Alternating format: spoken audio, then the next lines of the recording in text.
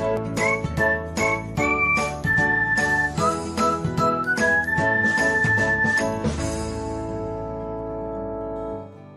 everyone, welcome back to another episode of Technologyglance.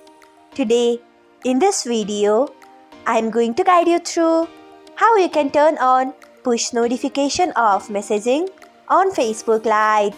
So, let's get started. Firstly, open Facebook Lite app in your device. Then tap on three lines icon. Next, tap on settings. After that, tap on notifications. Then scroll until you find messaging. Next, tap on it. After that, you can see the option of push. Turn on it by tapping on it. So, this is how you can turn on push notification of messaging on Facebook Lite. Thanks for watching. If you found this guide helpful, we would love it if you hit the thumbs up button below. We upload great new tech tutorials like this one every day. So, do not forget to subscribe to our channel and hit the bell icon so that you'll never miss another update.